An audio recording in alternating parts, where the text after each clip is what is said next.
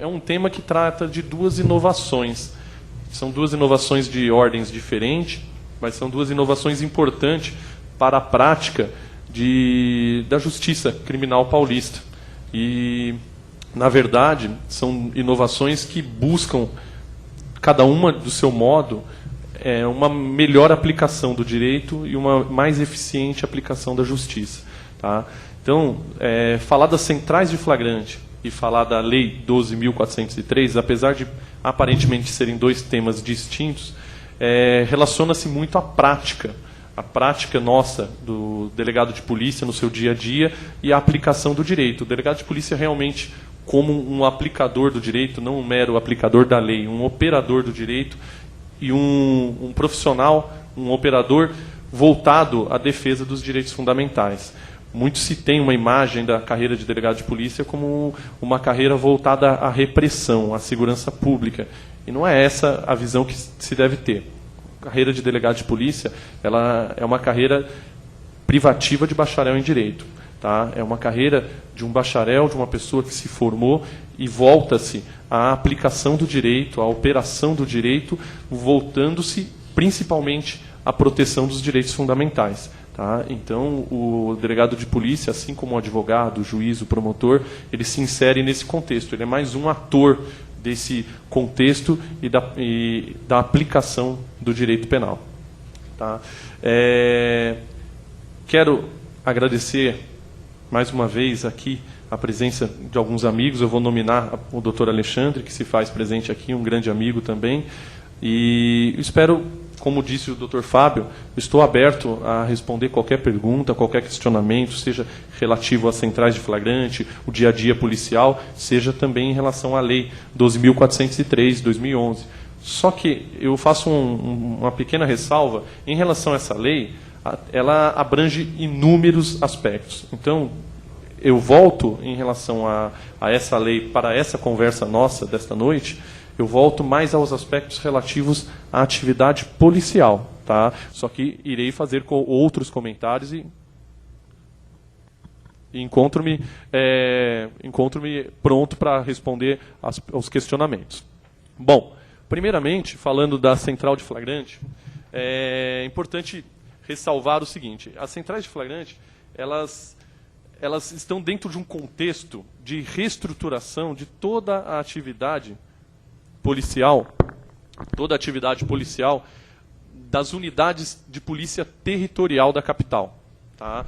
Então, a Polícia Civil, ela tem órgãos, ela como um órgão público, da administração pública, ela é dividida em departamentos, em órgãos, e alguns órgãos são de apoio, outros órgãos são de execução de atividade fim. E as delegacias de São Paulo, elas estão afetas ao Departamento de Polícia Judiciária da capital, é o DECAP. E dentro do DECAP existem uma divisão por regiões da capital de São Paulo. Então nós temos 8 delegacias seccionais. Dentro dessas 8 delegacias há toda uma estrutura de atividade policial e as centrais de flagrante, elas estão inseridas nessa estrutura.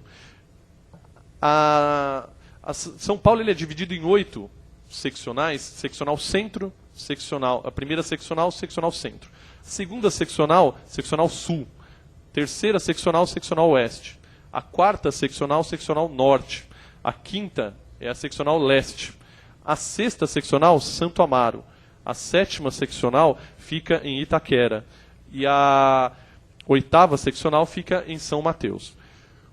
O Departamento de Polícia Judiciária da capital, atendendo aos reclamos já da sociedade há muito tempo em relação à atividade policial e tendo em vista que a atividade policial ela mostrava uma certa defasagem em relação ao atendimento ao público, em relação à qualidade e à eficiência na investigação criminal, foi feito um estudo a partir deste ano, do início de 2011, por meio de uma portaria que criou um grupo de estudo. Essa portaria é a portaria DECAP número 7 de 2011. A portaria 7 de 2011 criou esse grupo de estudo, e esse grupo de estudo fez um vasto estudo relativo a entrevistas, a pesquisas de campo, análise, estatísticas, e, ao final, fez-se um parecer conclusivo. Esse parecer foi elevado às instâncias superiores e foi aprovado pelo governador de estado, através do delegado-geral de polícia, secretário de segurança pública e governador de estado. E criou-se um novo sistema de gestão de pessoas e material dentro das unidades territoriais de São Paulo. Então, a partir da criação desse novo sistema, esse novo sistema se deu através da publicação de uma outra portaria DECAP, essa portaria de número 8, de 2011.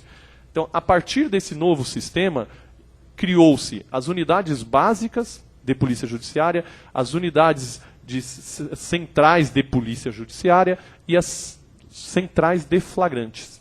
Tá? Então, criou-se 3 tipos de unidades policiais. E o porquê de se criar, de se fazer todo esse estudo?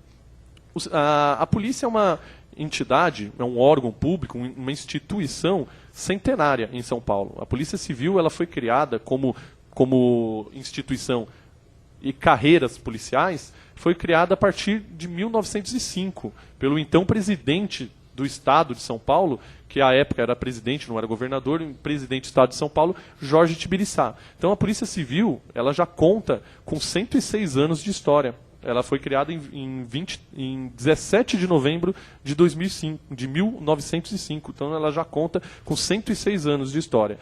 E o sistema que vigorava era um sistema que contava com quase 40 anos de história. O sistema era um sistema que privilegiava equipes policiais formadas por delegados de polícia, escrivães de polícia e investigadores de polícia, que sem nenhum planejamento prévio nem estatístico, contava cada delegacia em sistema de plantão com 5 equipes. E essas equipes elas se revezavam em plantões diurnos e plantões noturnos.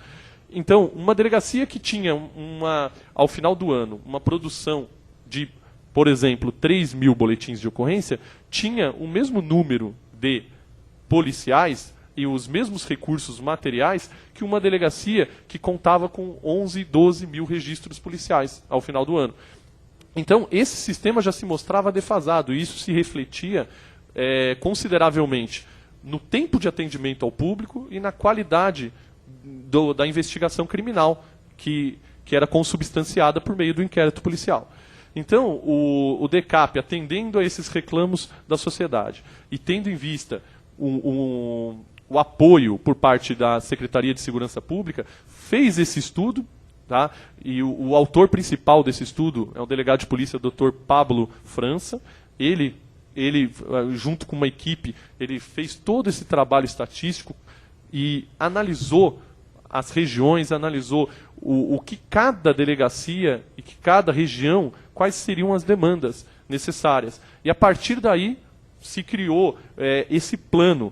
Então a central de flagrante ela é um dos pontos deste plano. É um plano maior, tá? É um plano realmente de gestão de material e gestão de pessoal dentro do DECAP.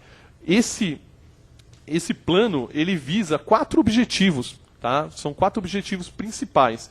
Criar um novo sistema de gestão de pessoas e materiais, quebrando com esses paradigmas anteriores, que já se vigoravam por quase 40 anos. Tá? Melhora no atendimento ao público. Esse é o principal ponto, na verdade, que se buscou através desse novo sistema. Melhora no atendimento ao público. E eu vou explicar como isso. Tá?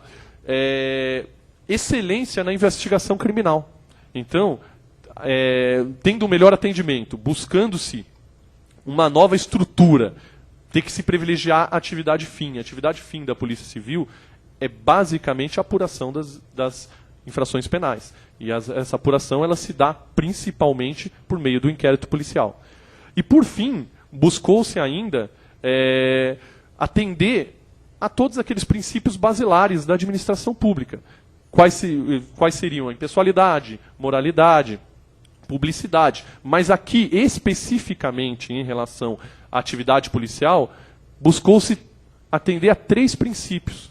que seria o princípio da celeridade na atuação policial, o princípio da eficiência da atuação policial e o princípio da cordialidade. Tá? A cordialidade no atendimento ao público, principalmente. Então, todo esse plano buscou um melhor atendimento ao público, uma mais eficiente investigação criminal, um atendimento a todos os princípios basilares da administração e, por fim, já intracorpus, né, tratando-se da instituição, buscou-se ainda tratar de um outro aspecto, que é a questão da saúde e a questão da qualidade de vida do policial civil, servidor público. Tá? Por quê? Porque, principalmente dentro do sistema antigo de plantões diurnos, noturnos, com folgas intercaladas, o policial ele tinha uma rotina extremamente estressante. Não que não continue sendo estressante, a atividade policial é uma atividade diferenciada de todas as outras atividades. Mas, hoje, o policial civil, por meio desse sistema, ele consegue ter horários fixos, ele consegue ter horários. Quem trabalha de dia, quem trabalha à noite, consegue ter uma rotina e programável, de modo a trazer uma melhor qualidade de vida para esse servidor. Então, foram esses os 4 objetivos basilares da criação desse plano. Como que se estruturou? Eu vou dar alguns pormenores, mas desde já eu vou adiantando. O excelentíssimo delegado-geral de polícia, Dr. Marcos Carneiro, ele vai realizar uma palestra aqui na OAB no dia 7 de dezembro, próximo. E quando eu soube que ele viria, eu falei, o que eu vou fazer na OAB, né? Se o delegado-geral vai falar, o que eu vou falar? Mas ainda bem que eu estou falando antes que ele, né? Então eu posso tratar de alguns temas, mas posteriormente ele, com certeza, com muito mais propriedade do que eu, ele vai tratar e vai trazer detalhes estatísticos, números, porque realmente a Delegacia Geral está fazendo um trabalho muito sério. Esse novo sistema de atendimento, ele é um sistema que realmente se tornou uma política de Estado, tá? Tá tendo uma grande aceitação por parte da população, da sociedade como um todo, por parte dos órgãos de segurança, porque sem os outros órgãos nós não conseguimos trabalhar. Então, graças a Deus, nós estamos tendo uma grande colaboração por parte da Polícia Militar, por parte da Guarda Civil Metropolitana, por parte até mesmo, por que não dizer, da imprensa. Está tendo um grande apoio de todos, porque realmente o plano é bom e o plano está funcionando. Só para tecer alguns números que já foram divulgados pela imprensa, hoje uma média da realização da lavratura de um boletim de ocorrência comum, um boletim de ocorrência, por exemplo, de um extravio de documento, um furto de um veículo, hoje a média é de 25 minutos para a lavratura desse boletim de ocorrência. Tá? E por que isso? Por causa desse novo sistema que privilegiou as delegacias de polícia e privilegiou o atendimento ao público. Primeiramente, por quê? Vamos já desenhar como ficou essa estruturação. As delegacias, criou-se, como eu disse, unidades básicas de atendimento, centrais de polícia judiciária e centrais de flagrantes. As unidades básicas, elas funcionam 24 horas por dia, com atendimento com o delegado de polícia, escrivão, investigador, das 7 horas da manhã até as 22 horas. Tá? E nessa unidade serão registrados todos os tipos de boletim de ocorrência. Contudo, exclui-se desses registros as situações flagranciais. E geralmente são as situações flagranciais e suas diversas formas de registros que gera a demora no atendimento. Por quê? Porque nós antigamente, uma equipe formada com um escrivão, um delegado e 2 investigadores para atender todas as demandas de registros policiais. Então, se nós tínhamos um flagrante com 5 indiciados, 10 vítimas e 5 testemunhas, esse flagrante ele teria prioridade no atendimento ao público em relação aos demais registros.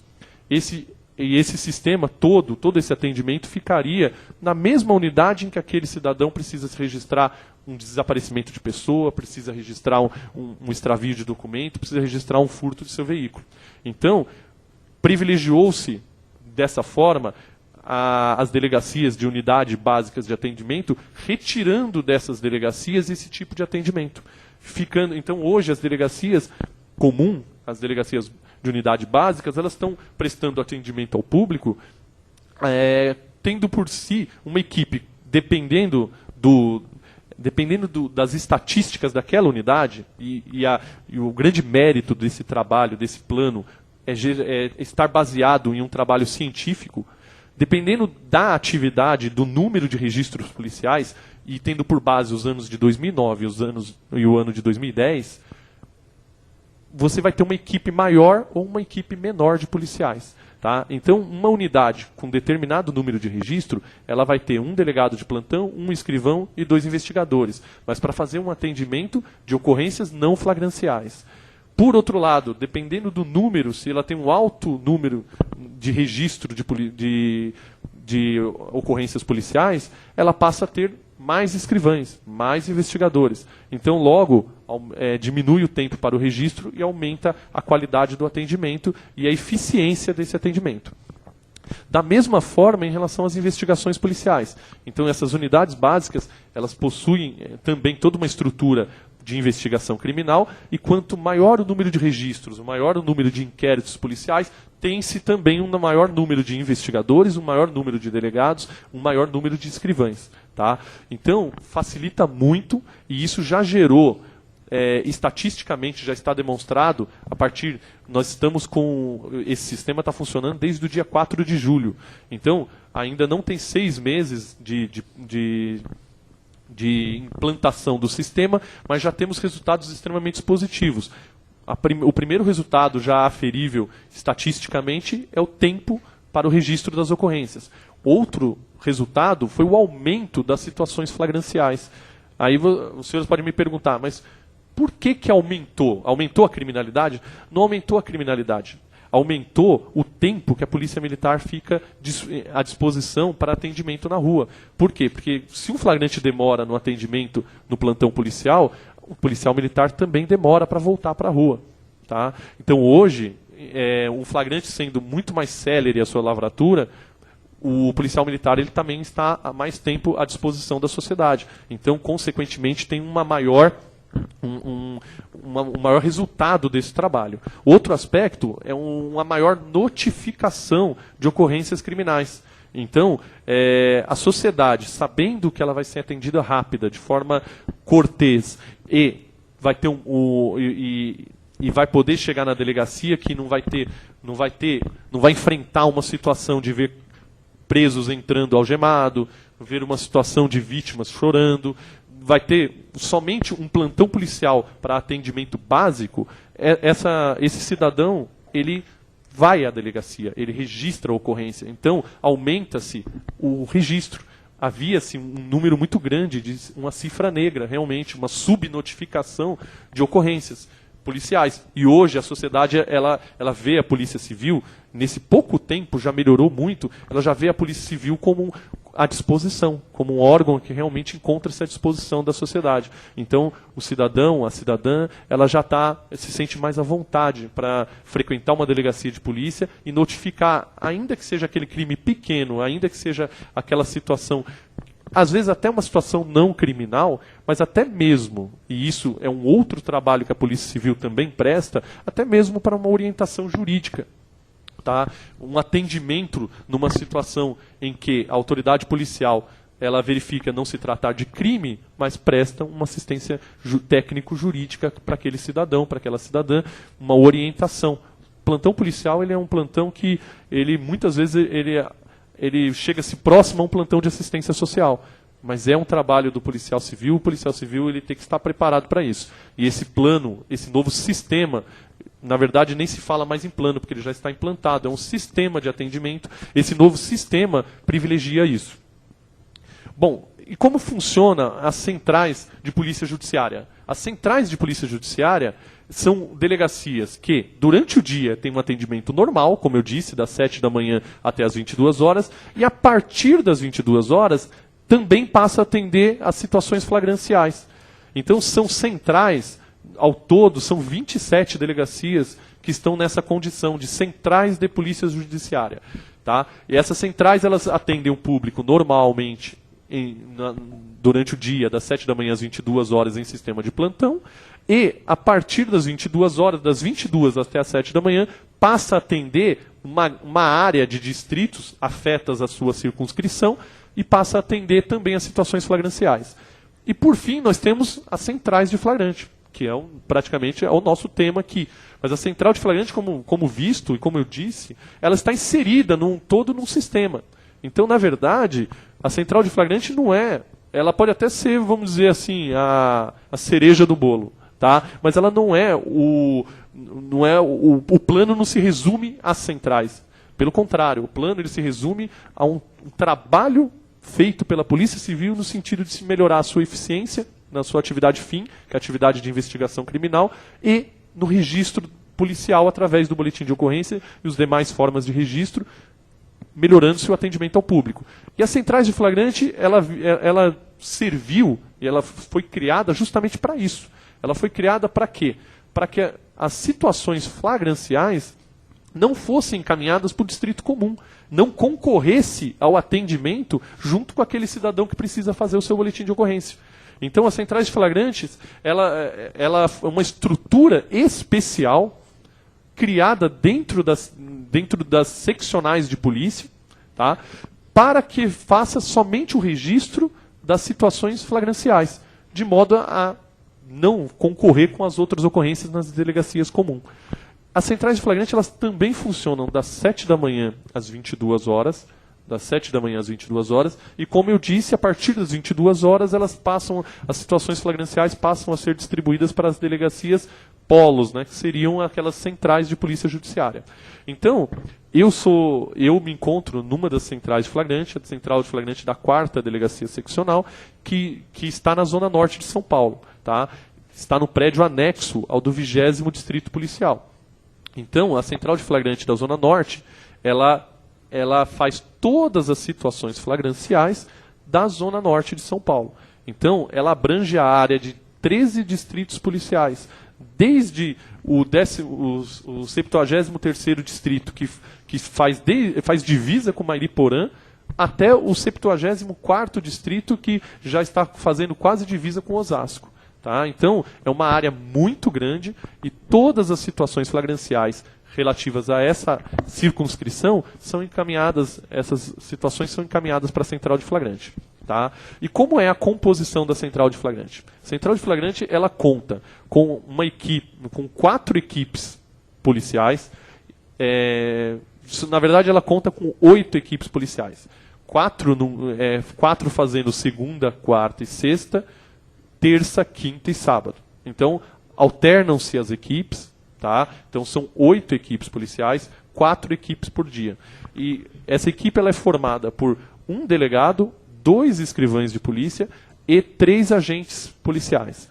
Tá? Agentes operacionais. Quando se fala agente operacional, pode ser um investigador de polícia, pode ser um agente policial, pode ser um agente de telecomunicação. São policiais, carcereiros policiais, são as carreiras que compõem o bojo da instituição policial civil. Tá? Então, dentro dessa estrutura, são, por dia, 4 delegados, com cada um com 2 escrivães e com 3 agentes policiais, agentes operacionais. De forma que se tem uma estrutura, equipes policiais realmente preparadas para fazer a lavratura do auto de prisão em flagrante, dos termos circunstanciados, das ocorrências que são apresentadas em situações flagranciais. Essa estrutura possibilitou que se diminuísse muito o tempo para a lavratura de um auto de prisão em flagrante. Então, já está demonstrado por estudo, e no dia 7, quando o delegado-geral estiver aqui, com certeza ele vai ter todas essas estatísticas em mãos, porque isso está sendo feito pela Delegacia Geral de Polícia, mas já foi divulgado pela imprensa que o flagrante, um flagrante que demorava 4, 5 horas para ser lavrado, às vezes, hoje está sendo lavrado no máximo em 2 horas. Tá? Um flagrante simples, de uma ocorrência mais tranquila, com um indiciado, uma vítima, está sendo lavrado em menos de 1 hora. Isso possibilita, como disse, uma forma que os policiais retornem mais rapidamente para as suas funções, não toma muito o tempo da vítima, infelizmente, por vezes, a vítima ela acaba sendo vítima 2 vezes, porque ela é vítima quando sofre o crime e ela é vítima quando demora e é mal atendida. Então, hoje, o sistema está privilegiando esse bom atendimento, o sistema está privilegiando esse atendimento célere e eficiente. E ele está possibilitando melhores inquéritos policiais, tá? E lavraturas de auto de prisão em flagrante de melhor qualidade. Por que isso? Pela aplicação do princípio da especialidade. O policial que só faz registros de situações flagranciais, por óbvio, ele vai ter uma maior facilidade, ele vai ter uma maior especialidade naquela função. Então ele consegue aplicar de forma mais eficiente os seus conhecimentos e consegue desenvolver uma atividade melhor, prestando um melhor serviço para a comunidade. Então, o sistema de atendimento que foi implantado a partir do dia 4 de julho, ele foi implantado inicialmente com 4 centrais de flagrante, então foram centrais de flagrante da 4ª Delegacia Seccional Norte, da 5ª Delegacia Seccional Leste, da 7ª Itaquera e da 8ª São Mateus. E a partir do dia 1º de agosto passou a funcionar também as centrais de flagrante da 1ª Delegacia Seccional Centro, da 2ª Delegacia Seccional, que seria da Zona Sul, a 3ª da Zona Oeste e da 6ª na região de Santo Amaro. Importante fazer um adendo, nós temos 9 centrais de flagrantes implantadas. Aí vocês podem me perguntar, mas são 8 delegacias seccionais, por que tem 9 centrais de flagrante? A Zona Oeste ela conta com 2 centrais de flagrante. Tá? A Zona Oeste, estatisticamente, foi demonstrado que é uma região onde tem um número muito grande de ocorrências em situações flagranciais. Então, toda a atividade que foi feita de estudo e trabalho de campo e pesquisa demonstrou que a região oeste precisaria de um atendimento diferenciado nesse sentido. Então, precisaria de mais uma central de flagrante. Então, lá na Zona Oeste, conta com 2 centrais de flagrante. Então, ao todo, são 9 centrais de flagrante e que buscou atender desta forma. Tá? Então, eu acredito que o plano ele já não é mais um plano, falar a verdade. Ele é um sistema, ele já está vigorando a pleno vapor. A Polícia Civil, ela de fato está empenhada nisso.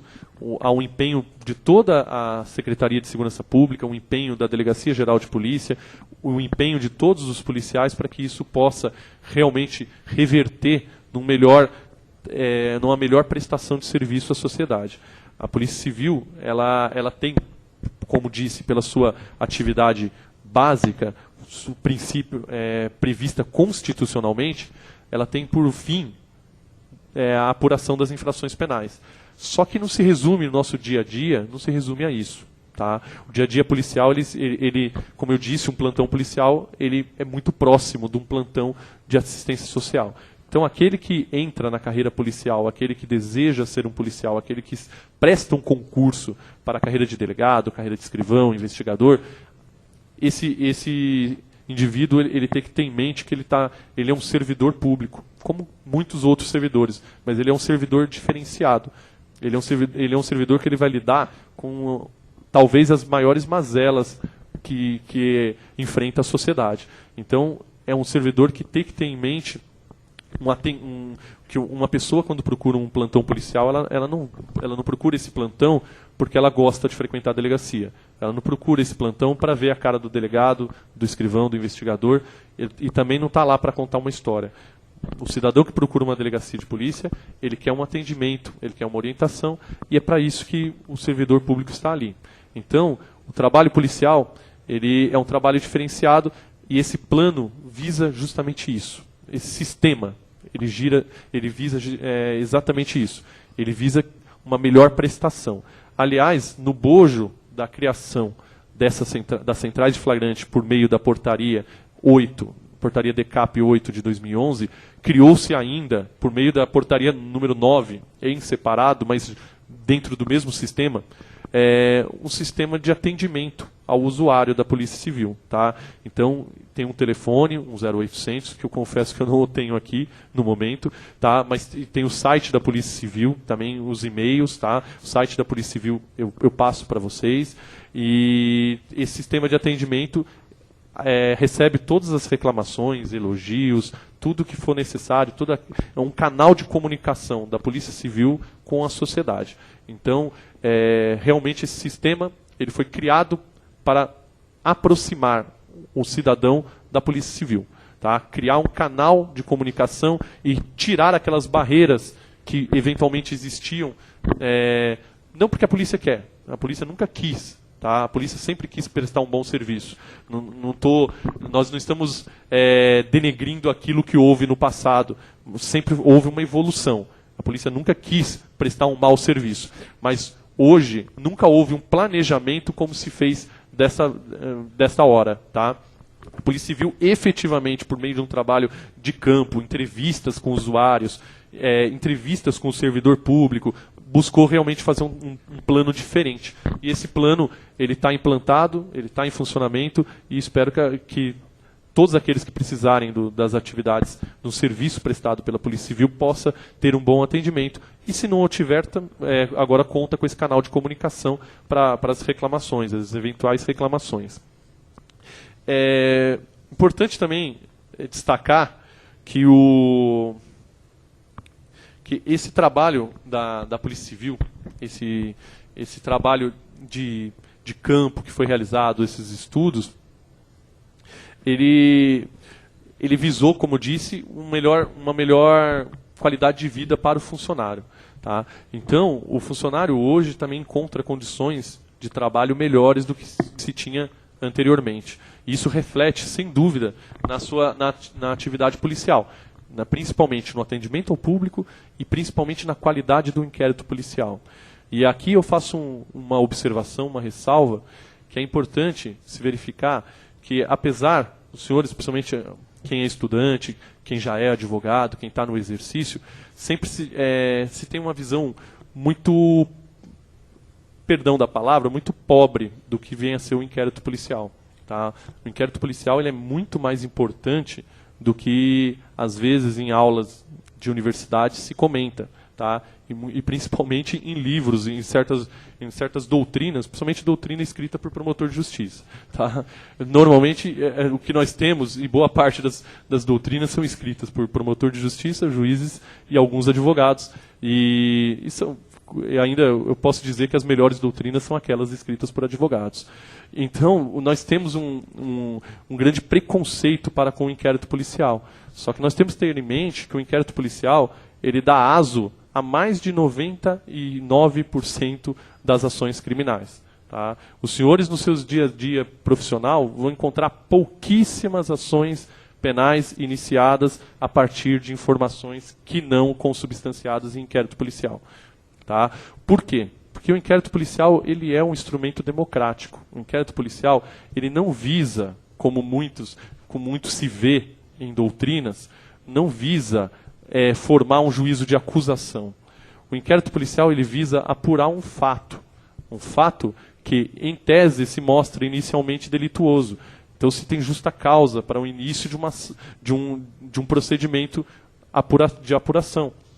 E esse procedimento ele visa justamente resguardar um eventual inocente. Esse procedimento ele visa produzir elementos para que o indivíduo não seja acusado injustamente, para que não se dê início a uma ação penal com base em acusações levianas.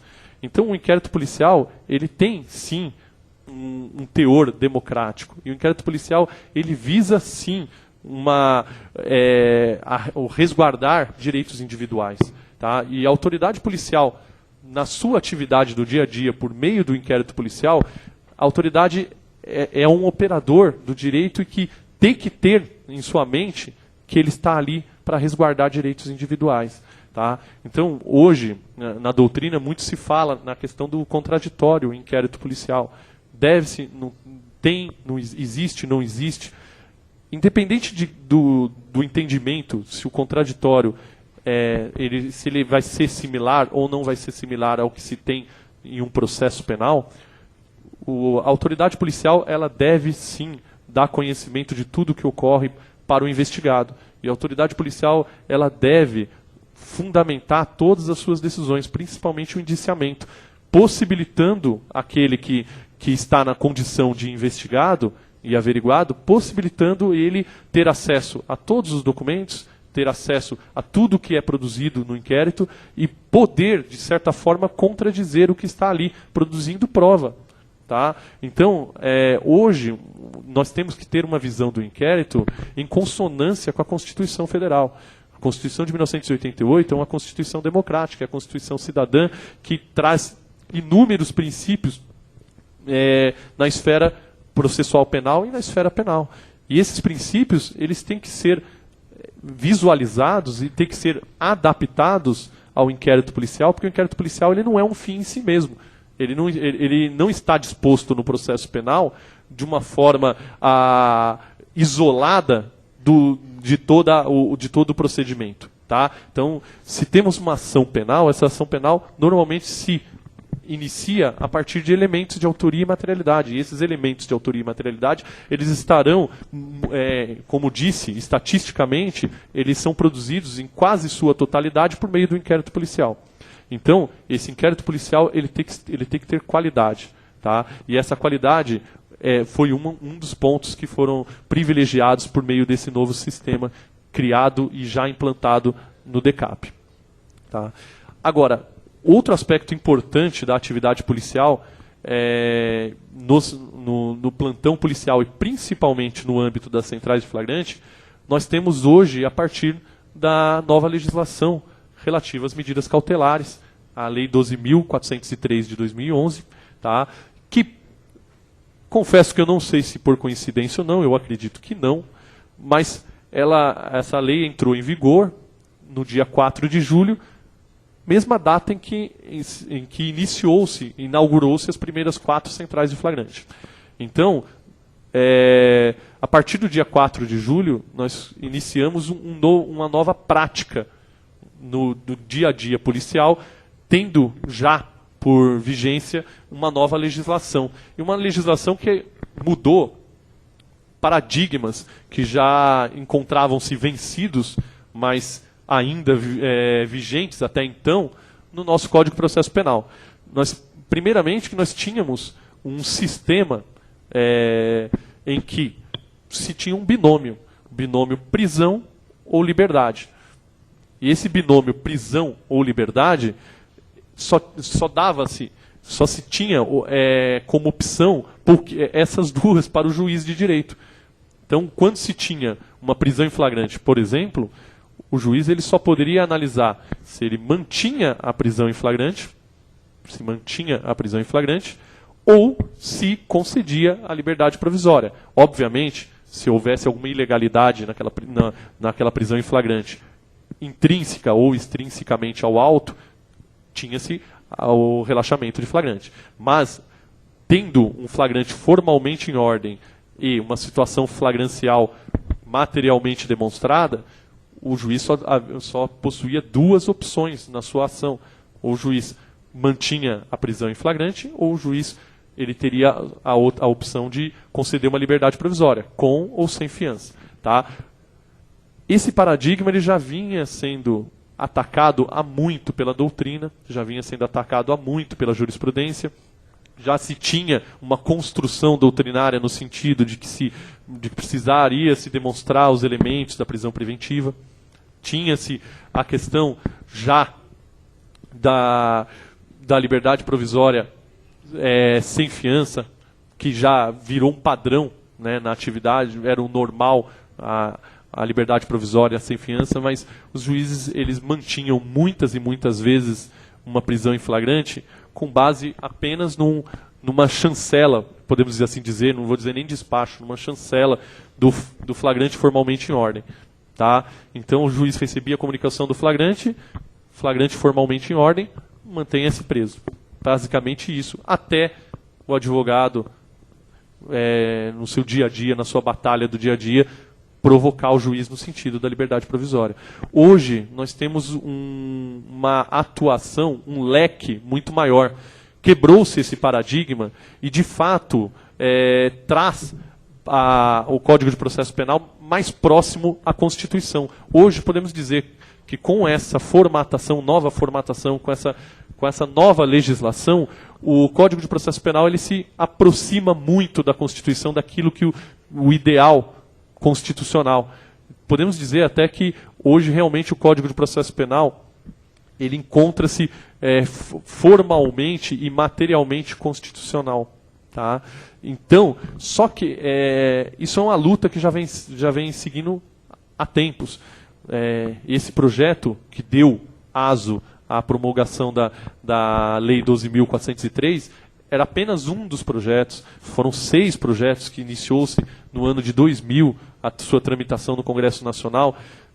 3 deles virou lei, 3 viraram lei a partir do ano de 2008. Tá? Os que deram ensejo às novas previsões do Tribunal do Júri, do procedimento do júri, dos procedimentos e das provas. E teve também legislação a respeito da questão da videoconferência. Então, surgiram doutrinariamente, e nesse trabalho junto aos congressistas, surgiram inúmeras formulações e até mesmo surgiu, como os senhores bem sabem, um projeto para a reformulação total do Código de Processo Penal, que tramitou em paralelo, já restou aprovado pelo Senado e encontra-se na Câmara dos Deputados. E, até mesmo de forma paradoxal, podemos assim dizer, não se freou os outros projetos. Então ainda temos projetos sobre a parte de inquérito policial, toda a parte de inquérito policial, há projeto para ser reformulado no nosso Código de Processo Penal vigente. Tá? Só que, em paralelo, temos um Código de Processo Penal tramitando, um projeto de Código de Processo Penal tramitando pela Câmara dos Deputados.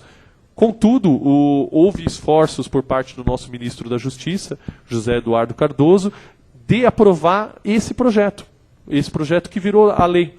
E esse projeto, no geral, podemos dizer, e a acolhida pela doutrina está sendo muito positiva. Podemos dizer que esse projeto é muito bom. É muito bom e se tornou uma lei muito boa. Tá? Então, nós temos hoje um Código de Processo Penal mais adaptado, mais recepcionado com aquilo que a Constituição prevê. Tá? E, em relação à atividade policial, eu acredito que teve duas grandes transformações que realmente valorizam a atividade policial e possibilitam uma melhor proteção dos direitos individuais. Então, faz com que o delegado de polícia realmente já estava inserido e se insere mais e mais como um protagonista na proteção dos direitos individuais. E esses 2 pontos que eu quero ressaltar, eles estão relacionados à fiança e relacionado às próprias medidas cautelares que foram previstas na nova legislação. Tá? No artigo 319, o atual artigo 319 do Código de Processo Penal, ele prevê as medidas cautelares. Então, são praticamente 9 medidas cautelares que estão previstas. Tá? Eu vou ler rapidamente, só citando rapidamente. O artigo 319, ele fala que são medidas cautelares diversas da prisão. O comparecimento periódico em juízo, no prazo e nas condições fixadas pelo juiz, para informar e justificar atividades. Aqui é o inciso 1 do artigo 319. Essa é a primeira medida cautelar prevista. A segunda é a proibição de acesso ou frequência a determinados lugares, quando, por circunstâncias relacionadas ao fato, deva o indiciado ou acusado permanecer distante desses locais para evitar o risco de novas infrações. Temos a terceira, a proibição de manter contato com pessoa determinada, quando, por circunstâncias relacionadas ao fato, deva o indiciado ou acusado dela permanecer distante. Temos a proibição de ausentar-se da comarca, temos o recolhimento domiciliar no período noturno, temos a suspensão do exercício de função pública ou atividade de natureza econômica ou financeira, temos a internação provisória do acusado nas hipóteses de crimes praticados com violência ou grave ameaça, quando se verificar ser imputável ou semi-imputável, e temos a fiança. Tá? E temos uma outra que está no parágrafo 4º, desculpa, que está no 320, que é a proibição de ausentar-se do país. Tá? E podemos somar ainda a essas medidas cautelares a própria prisão preventiva, que não perdeu o seu caráter de medida cautelar, mas ela passa, e agora mais claramente, isso já era praticamente pacífico na doutrina, já era pacífico na jurisprudência, mas encontrava grande resistência, principalmente na atividade judicial em primeira instância, passa pela natureza de última ratio da prisão preventiva. A prisão preventiva hoje ela é vista como a última da última ratio, tá? Se assim podemos dizer. Tá? Deve ser visto realmente como algo que somente quando extremamente necessário, quando as outras medidas cautelares se mostrarem insuficientes e inadequadas, tem-se a possibilidade da prisão preventiva. E existe ainda critérios rígidos em relação a essa prisão preventiva.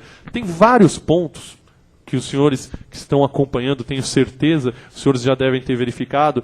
Vários autores estão escrevendo sobre a nova lei, tem vários artigos publicados. Eu destaco, em um pequeno adendo, um artigo de um colega meu, delegado de polícia, uma série de artigos de um colega meu, delegado de polícia, Dr. Francisco Sanini Neto.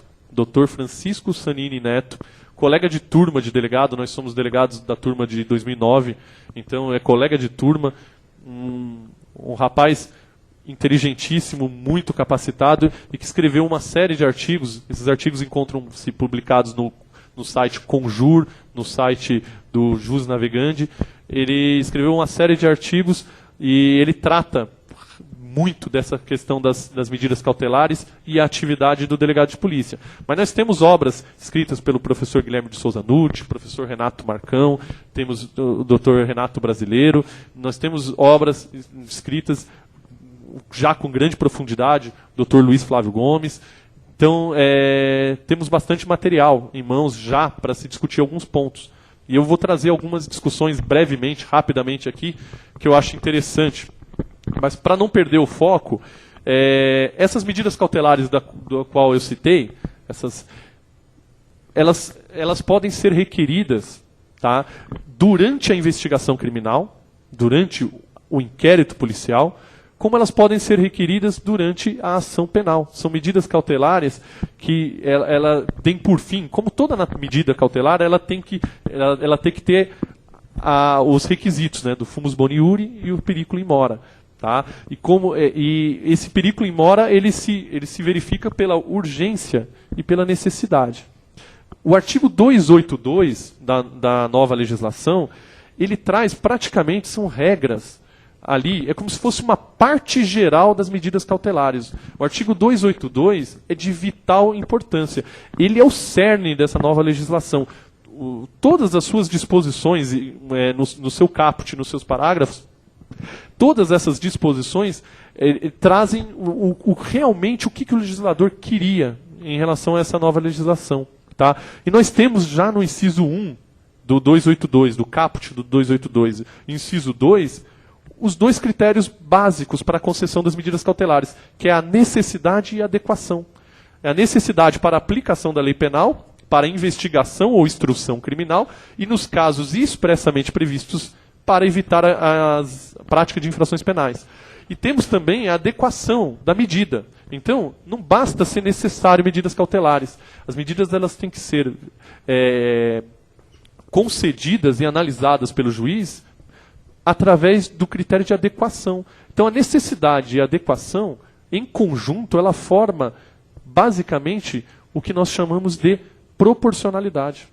Tá? Então, a necessidade e a adequação, elas estão inseridas no primado da proporcionalidade. Então, é aqui o legislador demonstrando que não é um fim em si mesmo. As medidas cautelares, elas têm por natureza acautelar o processo. Acautelar ou o processo que já se iniciou, ou acautelar uma fase pré-processual, garantindo-se a eficiência da aplicação jurisdicional no processo já iniciado ou que possivelmente se iniciará. E nós temos aqui que o delegado de polícia, ele é um dos legitimados para requerer, no caso, por meio de representação, a autoridade judicial pela adoção de medidas cautelares. Então, o delegado de polícia, o Ministério Público, o querelante, o assistente de acusação e a própria vítima são legitimados a requerer a adoção de medidas cautelares. Então, isso cria uma opção maior ao delegado de polícia, durante a investigação criminal, de representar a autoridade judicial por outras medidas que não a prisão. É isso que demonstra o cerne da nova legislação, que foi quebrar esse paradigma do binômio prisão ou liberdade. Hoje nós temos outras opções além da prisão e além da liberdade plena. Tá? Ou, na verdade, uma liberdade provisória, porque sempre, iniciado o processo, sempre alguma cautela vai existir, nem que seja o dever de comparecer aos atos processuais. Mas nós temos aqui medidas que terão uma maior restrição à liberdade daquele que responde a um processo ou que se encontra na condição de um investigado. E eu destaco principalmente 3 medidas que eu acho que têm uma maior aplicação para a atividade policial. A primeira seria a proibição de acesso ou frequência a determinados lugares, que está prevista no inciso 2 do artigo 319. Tá? Proibição de acesso ou frequência a determinados lugares, quando, por circunstâncias relacionadas ao fato, deva o indiciado ou acusado permanecer distante desses locais para evitar o risco de novas infrações. Então, um indivíduo que demonstra-se reiteradamente a prática de determinados crimes, principalmente, por exemplo, em bares, boates, casas de prostituição, por exemplo, você tem como requerer uma medida cautelar, o delegado de polícia, durante a investigação criminal, para que esse indivíduo se veja afastado, proibido de frequentar esses determinados locais. Temos ainda, e que eu considero a medida, talvez a principal, e a que vai ter maior incidência, na verdade, que é a do inciso 3, que é a proibição de manter contato com pessoa determinada, quando, por circunstâncias relacionadas ao fato, deva o indiciado ou acusado dela permanecer distante. Aqui nós temos uma medida que é muito próxima do que já estava prevista na Lei Maria da Penha, tá? Na Lei 11.340, de 2006, que em circunstância de violência doméstica e familiar contra a mulher, já havia um rol nessa legislação prevendo medidas protetivas de urgência, que nada mais são do que medidas cautelares, também previstas nessa legislação especial. E aqui, essa medida de proibição de manter contato, agora possibilita ao delegado de polícia, durante a fase de investigação criminal, ele requerer ao juiz, em qualquer crime, essas medidas. Então, de uma forma a atender melhor aquelas situações em que as vítimas se veem ameaçadas, se veem intimidadas, tá, por uma ação delitiva. Então, nesse caso, eu vejo, e parte da doutrina, o Dr. Francisco Sanini destaca bem isso no seu artigo, essa medida talvez seja a que vá ter maior incidência de representação pelo delegado de polícia, tá? Porque atende muito aos interesses da vítima durante a fase de investigação criminal. E temos também, que eu entendo que é uma medida um pouco drástica, mas eu acho que é uma medida que possivelmente vá também atender a interesses da investigação criminal, que é o recolhimento domiciliar no período noturno e nos dias de folga, quando o investigado ou acusado tem a residência e trabalhos fixos. Tá? Principalmente quando há demonstração durante a investigação criminal que esse indivíduo pratica seus crimes normalmente em horário noturno e com certa frequência. Há a reiteração de condutas delitivas. Tá? Então, é uma medida cautelar que atende bem a esse interesse. Só que é uma medida cautelar grave, é uma medida cautelar muito restritiva. Talvez, de todas elas, se os senhores analisarem o artigo 319, ele vem por uma gradação progressiva de restrição à liberdade. Então, as iniciais são menos restritivas, como o comparecimento periódico em juízo. É menos restritivo de liberdade. Aí já temos a proibição de acesso ou frequência a determinados lugares. Depois, a proibição de manter contato. Então, nós temos uma escala gradativa ascendente de progressão na restrição da liberdade. E aqui, nós chegamos até a internação provisória daqueles que são verificados por meio de laudo pericial, a imputabilidade, a inimputabilidade ou semi-imputabilidade. Em relação à fiança, a fiança ela era um instituto, antes dessa nova legislação, era um instituto que encontrava-se praticamente em desuso no processo penal vigente até então. Por que ela encontrava-se em desuso? Primeiramente, por quê? Porque quase todos os crimes, primeiramente em âmbito policial. Em âmbito policial, a autoridade policial ela tinha a prerrogativa legal de analisar e conceder a fiança nos crimes que eram apenados por detenção. Tá? O legislador que que fez os projetos, os 6 projetos, o legislador ele buscou, nesses 6 projetos, retirar essa anexação legal à natureza da pena privativa de liberdade. Então, os senhores percebem hoje, na legislação que foi aprovada em 2008, salvo engano, a Lei 11.680 de 2008, que trata dos procedimentos, salvo engano, ali o procedimento ele já não está mais, os diferentes procedimentos no processo penal já não mais referem-se a se o crime ele é apenado com detenção ou se é apenado com reclusão. Então o legislador ele buscou afastar-se desse critério. Por quê? Porque esse critério, de fato, perdeu sentido na prática. Porque a distinção da detenção e da reclusão era uma distinção praticamente de regime penitenciário, da forma como seria aplicado o regime penitenciário. E isso nunca entrou em vigor praticamente no Brasil, nunca houve de fato essa distinção do que seria uma detenção e do que uma reclusão na prática. Então o legislador, pelo completo desuso, ele afastou-se desse critério. E hoje nós temos o critério pela pena em abstrato, pelo máximo da pena em abstrato.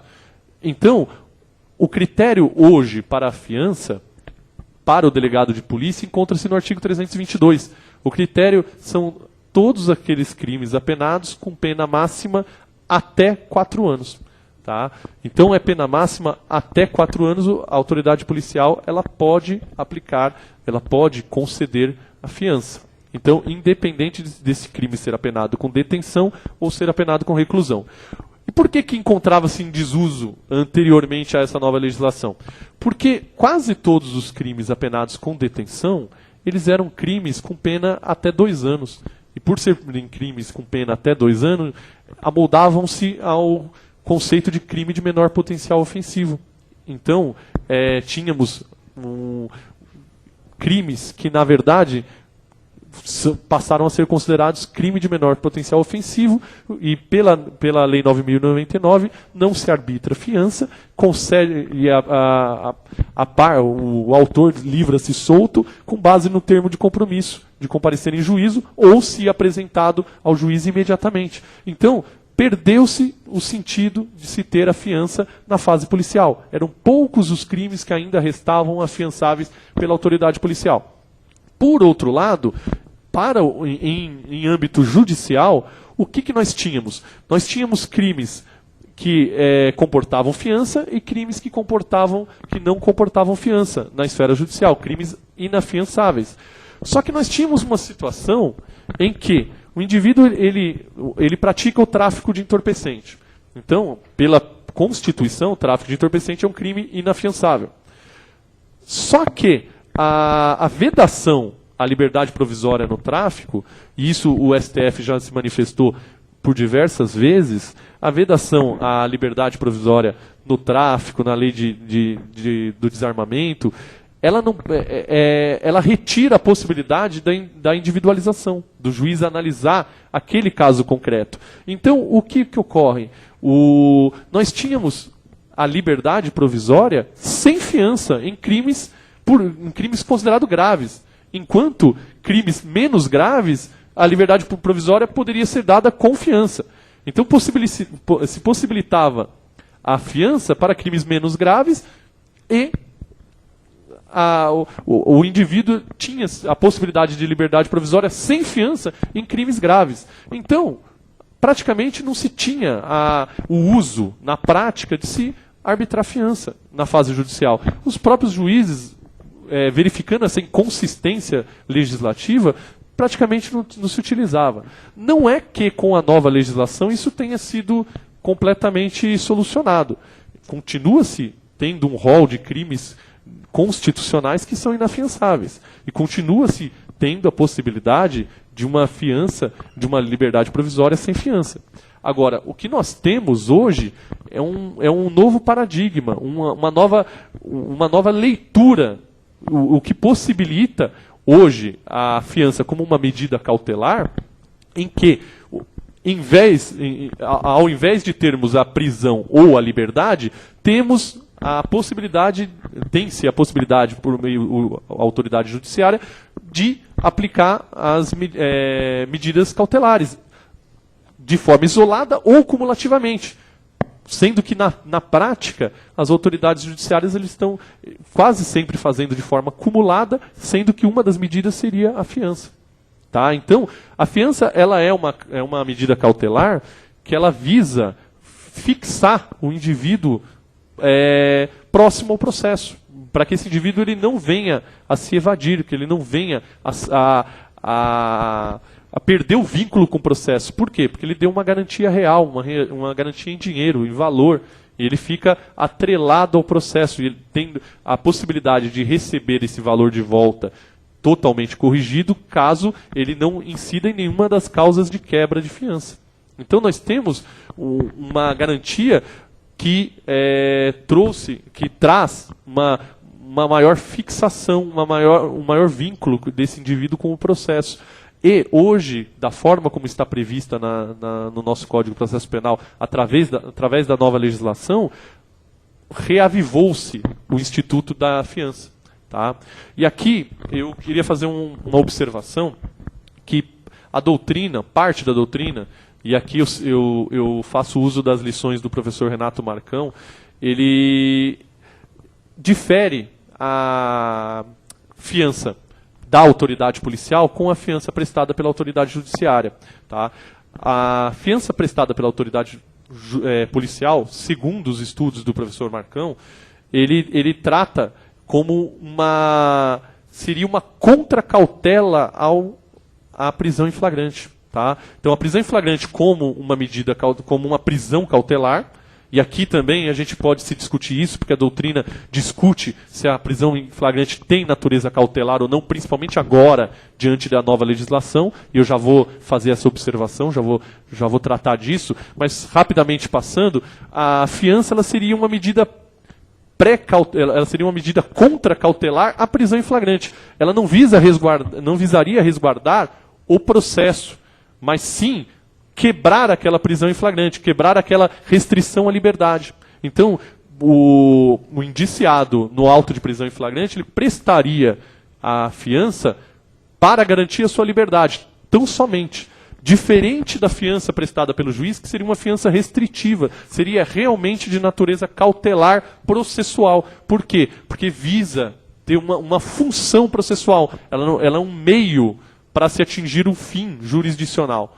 Tá? Então, essa seria a diferença da prisão, da fiança no inquérito policial, frente ao auto de prisão em flagrante delito, e a fiança em sede de processo, frente ao juiz de direito. Essa fiança prestada pelo delegado de polícia, diante do delegado de polícia, essa fiança, ela tem, como o professor Marcão classifica, de fiança libertadora. Essa fiança, ela seria um direito subjetivo do indiciado. Então, havendo a previsão, a possibilidade, dentro do enquadramento legal sendo passível, em tese, de concessão, ela configura um direito subjetivo do indiciado, de modo que a autoridade policial ela só poderia se afastar a concessão ou a não concessão, o não arbitramento dessa fiança de forma fundamentada, tá? Justificando no auto de prisão em flagrante o porquê da não concessão. Na verdade, eu até entendo que, nesse ponto, o legislador foi tímido. Eu acredito e defendo esse posicionamento que, nos casos em que a autoridade policial ela não fundamenta a não concessão da fiança, sendo que, em tese, seria caso de fiança para o indiciado no auto de prisão em flagrante, eu entendo que poderia o legislador atrelar as formalidades do auto de prisão de flagrante de modo a gerar o relaxamento do flagrante. Mas não é isso que nós temos hoje. Não é isso que nós tínhamos na legislação anterior e não é isso que nós temos hoje. Hoje, se o delegado de polícia não arbitrar a fiança, passou ao largo disso, nem comentou nada, não fundamentou, não analisou, o crime é afiançável, furto simples, hoje, pena de 1 a 4 anos. 4 anos, pena máxima 4 anos, nós temos uma possibilidade de fiança. A autoridade policial nem justificou o porquê que não foi arbitrado fiança. Tá? Hoje, qual seria a possibilidade desse indiciado? Qual seria a possibilidade desse indiciado? Reclamar ao juiz de direito que teria 48 horas para decidir. Mas é muito mais fácil para ele. O juiz vai ser comunicado em 24 horas. Tá? Ele vai ser comunicado em 24 horas. Comunicado em 24 horas é muito mais fácil ele pedir a liberdade provisória ou um relaxamento de flagrante, caso haja alguma ilegalidade, ou a liberdade provisória com ou sem fiança, que dentro das 48 horas, antes até mesmo das 48 horas, o juiz vai ter que decidir. Então, essa previsão de se levar, de se atacar a não concessão de fiança pelo delegado de polícia perante o juiz, ela é inócua. O legislador poderia ter atrelado isso às formalidades do flagrante, de modo que a autoridade policial deva justificar e deva fundamentar o porquê de não ter concedido. Há previsão legal, a autoridade policial não é obrigado. Temos aqui a questão da fiança, por exemplo, quando presente os requisitos da prisão preventiva, a autoridade policial não é obrigada a conceder fiança. Então, num crime, ainda que afiançável, um crime de um furto simples, de 1 a 4 anos, presentes os requisitos da preventiva, e aqui, quando se fala os requisitos da preventiva, são os requisitos do artigo 312, não contaria o 313. Eu vou falar rapidamente desses artigos, mas o que acontece? Seria só aqueles requisitos previstos relativos à conveniência da instrução criminal, relativos à conveniência quando atinge a ordem econômica, quando atinge-se a ordem pública, pela aplicação, para assegurar a aplicação da lei penal, são aqueles requisitos previstos no artigo 312. Então, estando em tese previsto um desses requisitos, a autoridade policial já estaria, por si, liberada, vamos assim dizer, de conceder, só que de forma motivada. A autoridade policial ela deve motivar toda e qualquer decisão. Outra questão que também está levantando muitas querelas, e principalmente, isso aí eu sei que a OAB já houve reclamações nesse sentido, a Defensoria Pública de São Paulo também, os critérios para se arbitrar fianças muito altas que estão sendo arbitradas por autoridades policiais e por autoridades judiciais. Então nós temos, como houve em casos recentes, casos que teve repercussão na mídia, fianças altíssimas que foram arbitradas, e essas fianças podem ser arbitradas em altos valores? Podem, desde que de forma fundamentada. Nós temos o artigo 326, que não foi revogado pela nova legislação, continua vigente com a redação anterior. Lá estão previstos os critérios para se arbitrar fiança. Tá? Então nós temos no 326 critérios como a natureza do crime, vida pregressa do agente, periculosidade do agente, condições de fortunas do agente, possibilidade de custas processuais. São critérios objetivos, são critérios que a autoridade policial e a autoridade judiciária pode e deve passar por eles para se chegar ao quantum da fiança. E isso deve ser feito como? De forma fundamentada, motivada. Tá?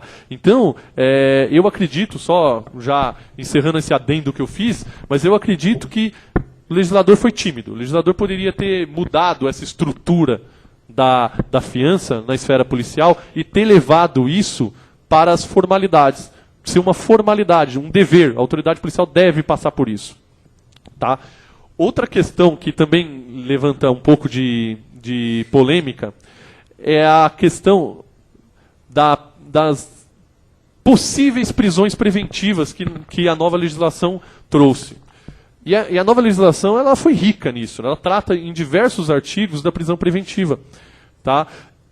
E já se criou algumas celeumas, algumas questões que se discute doutrinariamente. E eu vou falar rapidamente delas, mas sob o enfoque principalmente da questão da autoridade policial. Nós temos aqui, no artigo 282, a questão que fala que o juiz ele poderá revogar a medida cautelar ou substituí-la quando verificar a falta de motivo, bem como voltar a decretá-la se sobrevierem razões que a justifiquem. Também fala no parágrafo 4º que no caso de descumprimento de qualquer das obrigações impostas, o juiz de ofício ou mediante requerimento do Ministério Público, de seu assistente ou do querelante, poderá substituir a medida, impor outra em cumulação ou, em último caso, decretar a prisão preventiva. Aqui se faz uma pergunta. Aliás, se faz duas perguntas. A primeira seria o seguinte: a autoridade policial estaria legitimada a pedir a substituição por outras medidas cautelares ou a decretação da prisão preventiva em caso de descumprimento da obrigação imposta? Pela leitura do parágrafo 4º, não.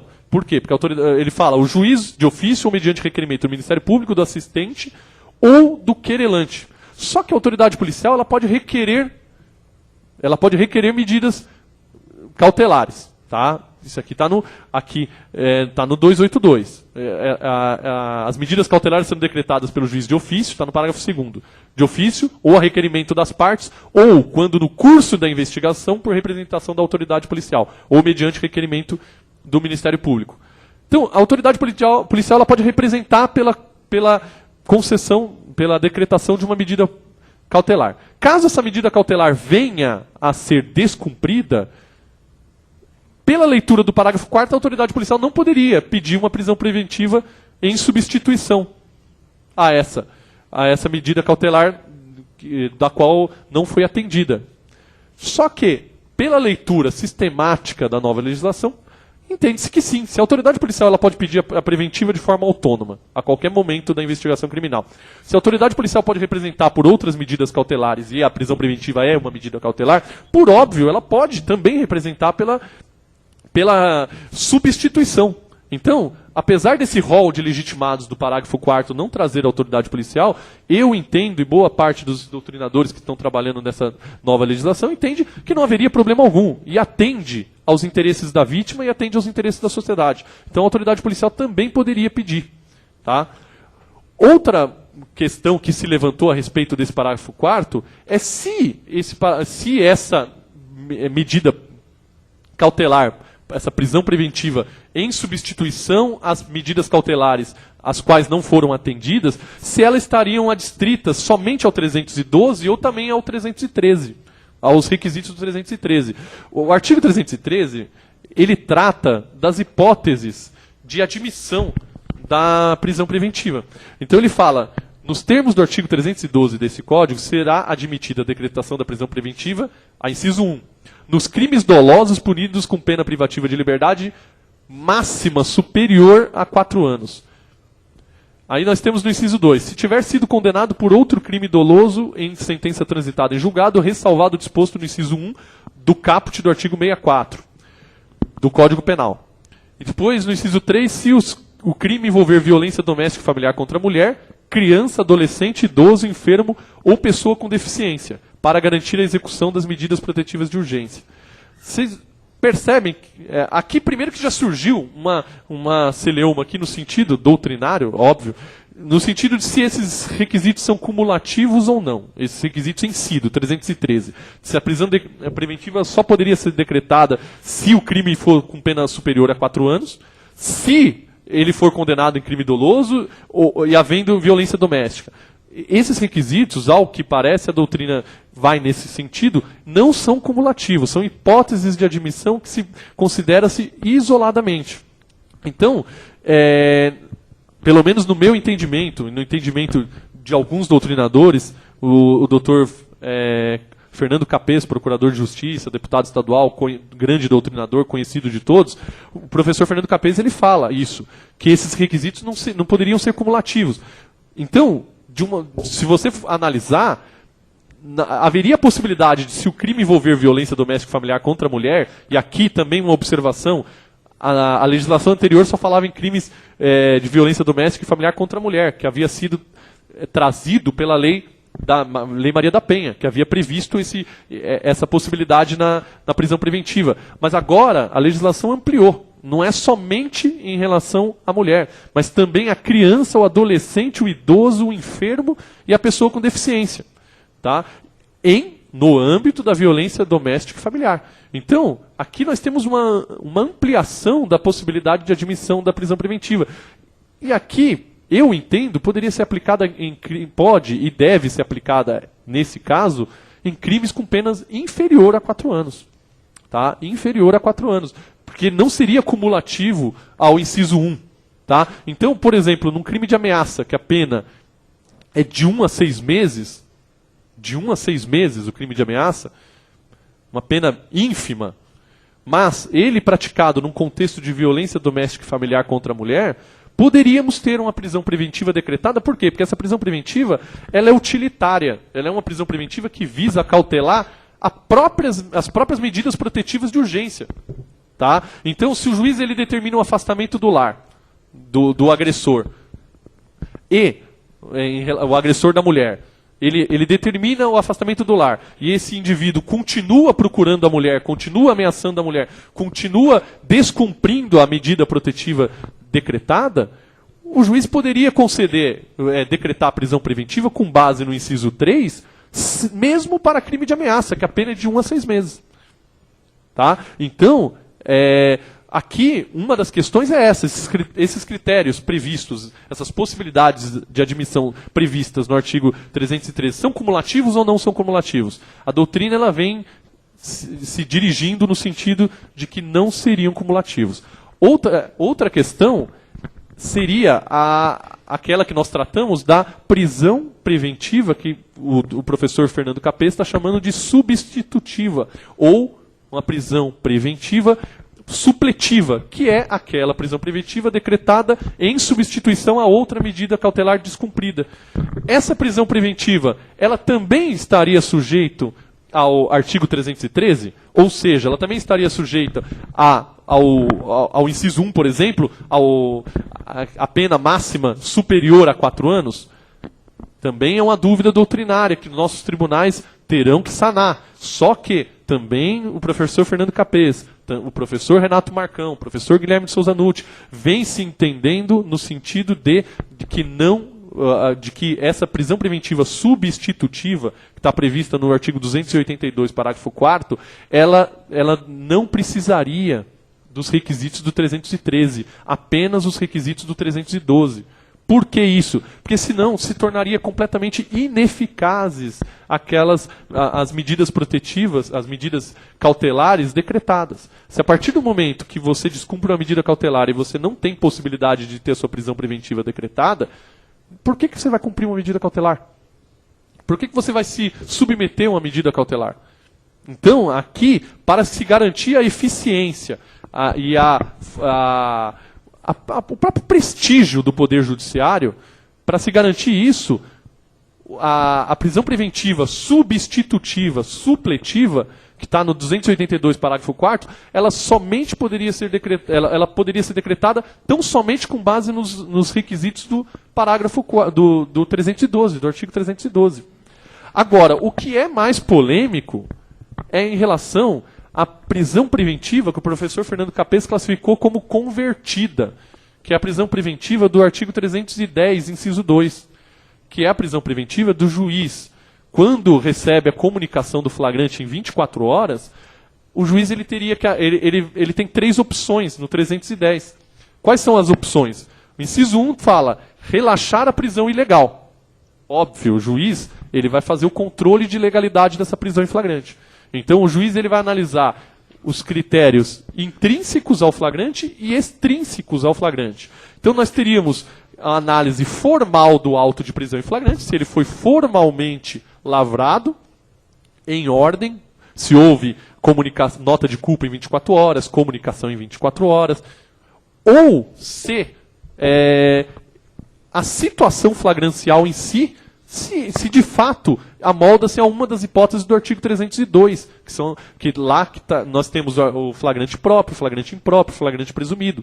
Nós temos as hipóteses de prisão em flagrante, artigo 302. Então o juiz vai analisar, não estando presente nenhuma das hipóteses de flagrante, ou se presentes as hipóteses de flagrante, o juiz ele entende que não é caso, o juiz entende que houve alguma formalidade do flagrante que não foi atendida, ele relaxa o flagrante. Isso sempre foi assim. Agora, o inciso 2, ele fala converter a prisão em flagrante em preventiva, quando presentes os requisitos constantes do 312 e se revelarem inadequadas ou insuficientes as medidas cautelares diversas da prisão. E o inciso 3 fala conceder liberdade provisória com ou sem fiança. Na verdade, eu acredito que o legislador ele deveria ter trocado. Ele deveria ter colocado o atual inciso 3 antes do inciso 2. Por quê? Porque, na verdade, primeiro o juiz tem que verificar se é caso de liberdade, para depois verificar se é caso de prisão preventiva. Na minha opinião, a liberdade ela tem que ser privilegiada. Então, o juiz ele tem que se verificar sempre. A regra é a liberdade. A prisão ela é uma exceção. Então, ele tem que verificar sempre se há hipótese de liberdade provisória com ou sem fiança. E para ele analisar isso, como ele vai analisar? Ele vai analisar se há a presença de alguns dos requisitos da prisão preventiva, que é o 312. Tá? Então, talvez por isso que tenha colocado no inciso 2, porque primeiro ele vai ter que analisar realmente as condições da prisão preventiva. Só que, como eu disse, a prisão preventiva, a partir dessa nova legislação, ela passa a ser última ratio. Então, ele tem que verificar sempre se alguma medida cautelar diversa da prisão, se ela é suficiente e se ela é adequada naquele caso. O juiz verificando é suficiente, é adequada, ele deve privilegiar as medidas cautelares diversas da prisão. E, em último caso, decreta-se a prisão preventiva. Tá? Então, a prisão preventiva, o juiz ele vai ter três possibilidades. Relaxar o flagrante, converter em prisão preventiva ou conceder a liberdade provisória, com ou sem fiança. A pergunta é, essa prisão preventiva decretada por conversão, são duas perguntas, na verdade. Primeira pergunta, essa prisão preventiva decretada por conversão, ela deve atender aos requisitos só do 312 ou ela tem que atender os requisitos do 313? Em especial o inciso 1, que fala dos crimes com pena superior a 4 anos. A doutrina mais garantista vai falar que somente nesses casos com pena superior, que não há hipótese de prisão preventiva para penas menores do que 4 anos. E já existe posicionamento desse sentido. Eu acredito até que é o posicionamento da Defensoria Pública, acredito até que deve ser o posicionamento da OAB. Eu acredito que é um posicionamento extremamente feliz e plenamente sustentável. Tá? Só que também há doutrinadores, e o professor Fernando Capês, ele ainda não formou plenamente opinião, mas ele já manifestou nesse sentido, ele entende que não, de que seria... Ele ainda não escreveu obra, ele escreveu um artigo sobre isso, e eu não sei se ele vai sustentar isso na reforma da sua doutrina de processo penal. Mas ele já sustentou num artigo que ele entende que não. Que essa conversão basta os incisos os requisitos do 312. Basta a conveniência da instrução criminal, basta para a garantia da ordem pública, da ordem econômica, basta para assegurar a aplicação da lei penal. E por que não se aplicaria? Essa prisão ela teria uma natureza de substituir o flagrante. Porque o flagrante, pela nova legislação, se nós analisarmos e saindo um pouco dessa discussão se o flagrante ele é prisão cautelar ou não, o flagrante hoje ele já não tem mais força constritiva. E isso é pacífico, ele já não tem força constritiva para restringir a liberdade. A autoridade judicial, ela, após a comunicação do flagrante em 24 horas, a autoridade judicial ela vai ter que analisar em 24 horas, ela vai ter que analisar se ela vai converter em prisão preventiva, se ela vai relaxar o flagrante ou se vai conceder a liberdade provisória. A autoridade judiciária ela vai ter que fazer isso. Por quê? Porque a prisão em flagrante, ela passa a ser uma prisão provisória de 24 horas. Basicamente é isso. A prisão em flagrante passa a ser... Por quê? Porque se o juiz converter em preventiva, já a força constritiva da prisão, ela passa a ser processual. Ela passa a ser do juiz. O juiz concedeu. Ela passa a ser uma medida cautelar. Se o juiz concede a liberdade provisória, e por acaso algum dos requisitos ele concedeu uma liberdade provisória, por exemplo, mediante a medida cautelar de não comparecer em determinados locais. Se houver uma quebra, um descumprimento dessa medida cautelar, o juiz pode quebrar, ele pode voltar à prisão em flagrante e recolher a pessoa em prisão? Não, porque já não tem mais força constritiva o flagrante. O flagrante ele já perdeu essa força constritiva, então o juiz vai ter que decretar uma prisão preventiva. Tá? Então, o que nós temos? Que é aquela prisão preventiva substitutiva, da qual eu falei. Então, o que nós temos? O flagrante hoje, seja ele, como parte da doutrina entende que é uma prisão pré-cautelar, ou seja ele uma prisão cautelar administrativa, inicialmente administrativa, e posteriormente elevada à apreciação do Poder Judiciário, independente disso, ele já não tem força cautelar própria, ele não tem mais força constritiva. Ele em si já não fundamenta a restrição à liberdade na fase processual. Então, ou ele é convertido, ou ele é relaxado, ou é concedida a liberdade provisória. Então, a prisão preventiva, segundo o professor Fernando Capês, e o delegado de polícia Francisco Sanini Neto, ele não teria que atender esse requisito dos 4 anos, ele não precisaria atender. Por quê? Porque ela é convertida da prisão preventiva. Então ela não precisaria desses 4 anos. E por fim, só mais um aspecto que eu queria tratar, é se a autoridade judiciária ela precisa ser provocada para converter essa prisão preventiva. Essa é uma questão até que talvez os senhores, como advogados, no dia a dia profissional, tenham mais conhecimento do que eu. Mas o que eu sei é que os juízes do DIPO, eles estão abrindo vistas ao Ministério Público antes de analisar a conversão. Por quê? Porque o 282, ele fala que o juiz ele só pode decretar de ofício durante o processo. Então, quando ele é comunicado do flagrante, no prazo de 24 horas, não há processo. Ainda encontra-se na fase de investigação criminal. Durante a investigação criminal, os únicos que seriam legitimados seria a autoridade policial, por meio de representação, e o Ministério Público por meio de requerimento. Só que eu também entendo, nesse caso, que a vítima poderia representar também. Tá? A vítima poderia requerer também a prisão preventiva. Agora, o que acontece? Se não há processo, o juiz recebe o inquérito em 24 horas e ele vai necessitar converter, a lei não fala nada em abrir vistas ao Ministério Público. Então, na prática, tem juiz, o DIPO aqui em São Paulo está abrindo vistas ao Ministério Público para que o Ministério Público se manifeste. Na dúvida, eu entendo que o delegado de polícia ele deve se manifestar. Quando da lavratura do auto de prisão em flagrante, o delegado de polícia ele deve, verificando-se presente elementos para para a decretação da prisão preventiva, ele deve representar a autoridade policial de forma fundamentada.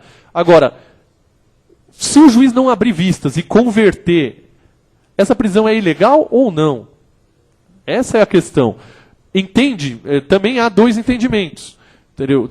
Aliás, há 3 entendimentos. O entendimento mais garantista, que eu acho que é o mais correto, e eu acho que é o que a OAB deve ter se posicionado nesse sentido, a Defensoria Pública também, é no sentido de que o juiz só pode se manifestar se a autoridade, só pode converter em prisão preventiva se a autoridade policial representou, ou se o Ministério Público ou a vítima requereu a prisão preventiva, a conversão em prisão preventiva. Por outro lado, há entendimento de que 2 outros entendimentos. Um entendimento é que o próprio auto de prisão em flagrante delito já seria motivo provocador para a autoridade judiciária, ainda que a autoridade policial não tenha representado expressamente. Só a prisão em flagrante já seria o suficiente para provocar o juiz. Por quê? Porque o artigo 310 fala que, diante da comunicação, ele deve analisar as 3 hipóteses, ou relaxa, ou converte em prisão em flagrante, ou concede liberdade provisória. E um terceiro posicionamento, que também é respeitável, é no sentido de que a própria lei o faz. A própria lei provoca o juiz. Seria uma provocação ex lege. A própria lei faz com que o juiz tenha que se manifestar. Ou converte, ou relaxa, ou concede a liberdade provisória. Na prática, os juízes do DIPO estão abrindo vistas ao Ministério Público, para que o Ministério Público se manifeste nisso. Perde-se um tempo nesse trâmite, mas eu acredito que é um trâmite mais garantista, tá? E possibilita uma melhor análise. Bom, eu vou encerrar, tá? Eu peço desculpas, acho que eu falei um pouquinho demais, acho que eu me excedi no tempo. Eu agradeço a presença de todos, eu agradeço mais uma vez o convite realizado por meio da coordenadoria, Dr. Fábio, a doutora Áurea, que minha grande amiga que entrou em contato. Fico feliz, me coloco à disposição da Ordem dos Advogados do Brasil, da coordenadoria, tá? Para sempre que possível, e se necessário, eu me farei presente. Gostei muito da possibilidade de estar aqui com os senhores e eu abro a possibilidade para qualquer pergunta, eu encontro-me à disposição, tá? Obrigado e uma boa noite a todos.